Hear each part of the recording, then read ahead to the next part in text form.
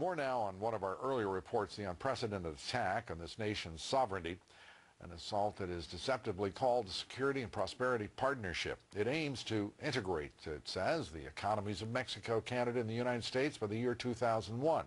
You may be thinking, wait a minute, you didn't approve that. You would be right. No one else has either. Why is no one outside this broadcast reporting this in mainstream media? A veteran journalist is asking the very same question. We asked Cliff Kincaid, editor of the Accuracy in Media Report, to join us here tonight to discuss just exactly that. Cliff, good to have you here. Great to be with you, Lou. It is, I think, and it's clear that you're as astounded as I am and as my colleagues are, that more people in the media are not focusing on this issue.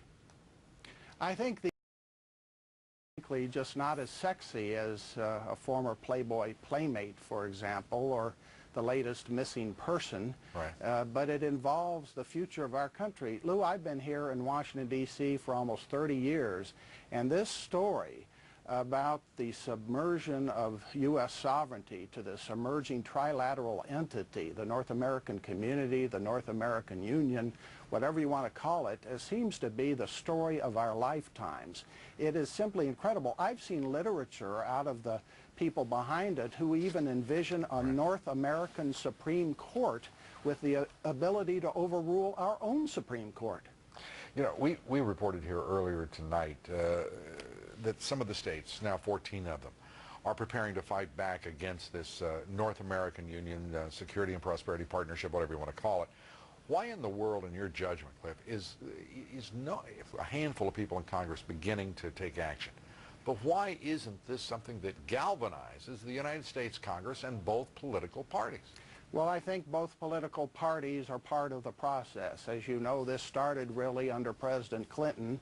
It follows from NAFTA. It's been continued and expanded under President Bush through the Security and Prosperity Partnership. So you have a bipartisan consensus in favor of it. The Democrats like eliminating the borders between the three countries because they see potential voters coming out of Mexico.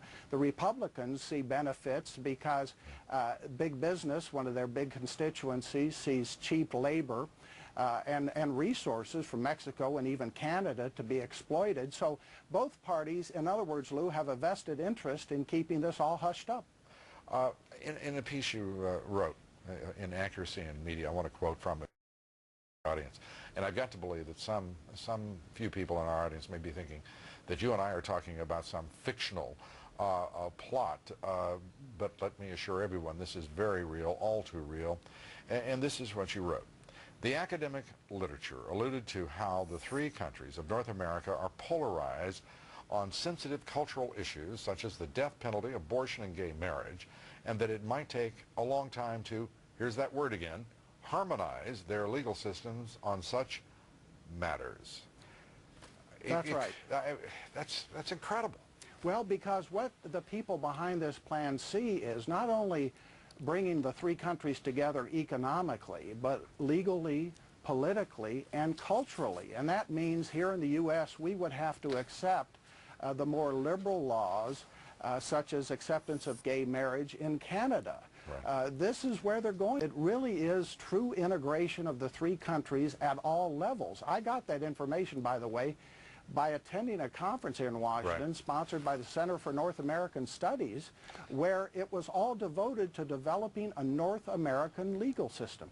Again, an effort that is supported by both proximity and interest, by the Council of Foreign Relations and a host of others. And we have been reporting here on the high-level meetings amongst the bureaucracy, academic, political, business elites, in which, for some reason, we can't seem to gain admission to some of those higher-level meetings. We're glad you were there. We're glad that you were paying great attention to this. We hope many more will follow. Cliff Kincaid, thank you very much. Accuracy in Media.